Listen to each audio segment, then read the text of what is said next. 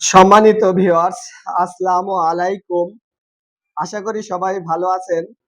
আপনারা অনেকেই অবগত আছেন যে সোশ্যাল মিডিয়ায় একটি বিষয় নিয়ে ও একটি খবর নিয়ে তোলপাড় চলছে। সেই বিষয়টি হলো মাগুরায় ৮ বছর বয়সীর একটি শিশু ধর্ষণের শিকার হয়েছে তার আত্মীয় বাড়িতে যেয়ে। কিন্তু সেখানে তার আত্মীয় বাড়িতে গিয়েই যদি একটি শিশু নিরাপদ না থাকে, তাহলে আপনার মেয়ে এবং আপনার বোন কিভাবে স্কুল, কলেজ, ভার্সিটি এবং রাস্তায় যেয়ে নিরাপদ থাকে?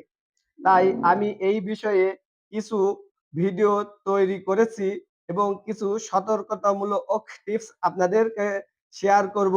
যদি ভালো লেগে থাকে অবশ্যই এটি মানবেন এবং ফেসবুকের মাধ্যমে সর্বোচ্চ শেয়ার করে দেবেন এবং অন্যদেরকে দেখার সুযোগ করে দেবেন। সেই সতর্কতাগুলো হলো ১ নম্বরে আপনি যদি ফ্ল্যাট বাড়িতে বা বাসা ভাড়ায় থাকেন, ২-৩ তালা ৪ তলায় থাকেন, তাহলে আপনার শিশু যখন নিচে লাবে তখন আপনি একা লাফাবেন না। কারণ এই ফ্ল্যাটের ভিতরেও দুষ্কৃতীরা থাকতে পারে এবং আপনার মেয়ে ধর্ষণের শিকার হতে পারে, আল্লাহ না করুক।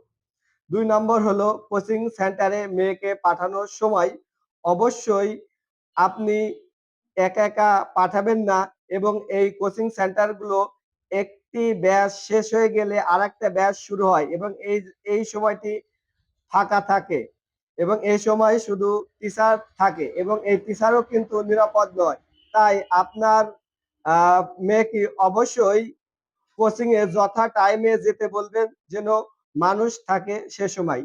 ৩ নম্বর হলো আপনার মেয়েকে কখনোই তার বান্ধবের বাসায় একা পাঠাবেন না এবং সেখান থেকেও আপনার মেয়ের সমস্যা হতে পারে। ৪ নাম্বারটি হচ্ছে মেয়েকে আগেভাগে স্কুলে পাঠাবেন না। কারণ আগেভাগে স্কুলে পাঠালে কি হবে? আপনার মেয়ে সেখানে একা থাকতে পারে। সেখান থেকে আপনার মেয়ের সমস্যা হতে পারে। তাই নির্দিষ্ট সময়ে নির্দিষ্ট স্কুলে পাঠাবেন। ৫ নাম্বার হলো বিবাহিত ভাই-বোনের বাসা বা কোনো আত্মীয়র বাসায় আপনার মেয়েকে একা পাঠাবেন না। একা পাঠালে এখান থেকে সমস্যা হতে পারে। কারণ আত্মীয়র বাসায় গিয়েও এখান থেকে অনেক সমস্যা সৃষ্টি হতে থাকছে।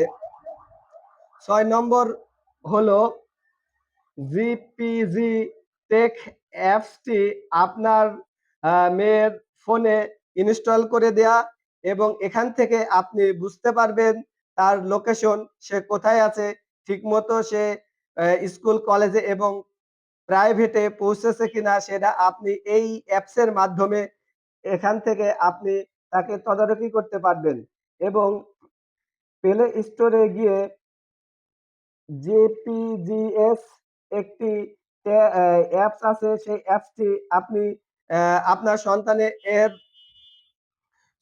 ফোনে ইনস্টল করে দিতে পারেন। এখান থেকে সতর্কতা হলে অনেকেই সাবধান হতে পারবে।